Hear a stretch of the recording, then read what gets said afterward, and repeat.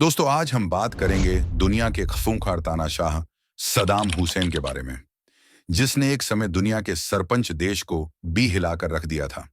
अक्सर लोग बोलते हैं कि सदाम हुसैन बहुत दिलेर था। उसके लिए बात मशहूर है कि वह फांसी के समय भी नहीं घबराया। वह आखिरी समय बीजज की आंखों में आंखें डालकर बात करता था।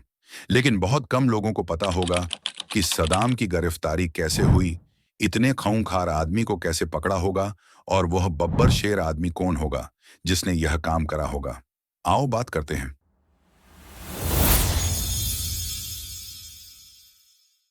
2 दशक तक इराक पर शासन करने वाले तानाशाह सद्दाम हुसैन का अंत बहुत दर्दनाक था। 2003 में सद्दाम हुसैन को अमेरिका ने फांसी पर लटका दिया था। बताया जाता है कि सद्दाम हुसैन को अमेरिकी सैनिकों ने एक गड्ढे से निकालकर पकड़ा था। वह गड्ढे के अंदर छिपे हुए थे और उनकी दाढ़ी भी खूब बढ़ गई थी। अब भी अमेरिका में सद्दाम हुसैन की चर्चा होती है। रिटायर्ड आर्मी मास्टर नजरल सर्जेंट केविन ओलांद ने कई बातें बताई हैं जो कि हैरान करने वाली हैं। उन्होंने 7 दिसंबर के उस मिशन के बारे में बहुत कुछ बताया। ओलांद ने कहा, खुफिया जानकारी के बाद उनकी टीम इराक के एक गांव में पहुंची। जिस गड्ढे में सद्दाम हुसैन छिपे थे, उसे पत्तियों और रेत से ढका गया था। गड्ढे से एक छोटी सी पाइप निकली हुई थी जिससे ऑक्सीजन पास होती थी। जब सेना की टुकड़ी ने रेत और पत्तियां हटाईं, तो पता चला कि एक लेयर ईंट की थी और कोई अंदर छिपा हुआ था। उन्होंने गड्ढे में ग्रेनेड फेंका, तब अंदर से आवाज आई। कोई अरबी में बोल रहा था। ओलांद ने बताया, हमने उस सुराख में हाथ डाला तो एक सिर हाथ आ गया जो कि घने बालों से ढका हुआ था। इसके बाद झटका देकर उसे बाहर निकाला गया। पता चला कि वह सद्दाम हुसैन ही था।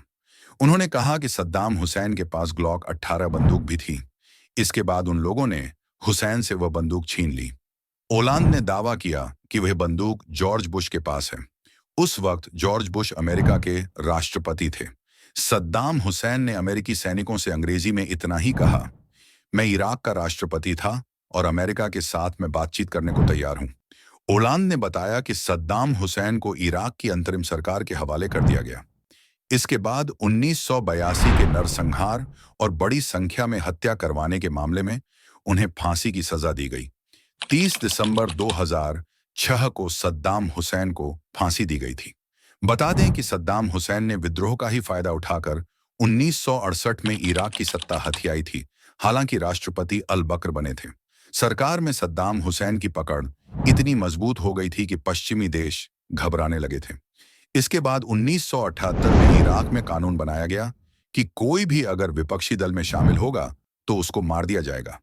1979 में सद्दाम हुसैन राष्ट्रपति बने। बताया जाता है कि सद्दाम हुसैन ने अल बकर को इस्तीफा देने पर मजबूर कर दिया था। 1982 में सद्दाम हुसैन पर आत्मघाती हमला हुआ था, जिसके बाद उसने शिहाए बहुल एक गांव में सैकड़ों लोगों की हत्या करवा दी थी। सद्दाम हुसैन ने ईरान के साथ 8 साल युद्ध लड़ा। जब यह युद्ध रुका तो खाड़ी का युद्ध शुरू हो गया। सद्दाम ने कुवैत पर भी कब्जा कर लिया। इसके बाद अमेरिका आगे आया और उसने इराक के खिलाफ जंग का ऐलान कर दिया। आखिरकार इराकी सेना को कुवैत से निकलना पड़ा। इसके बाद अमेरिका ने सीधा इराक पर हमला किया और सद्दाम हुसैन की सरकार भी गिरा दी। दिसंबर में अमेरिकी सैनिकों ने सद्दाम हुसैन को पकड़ लिया था।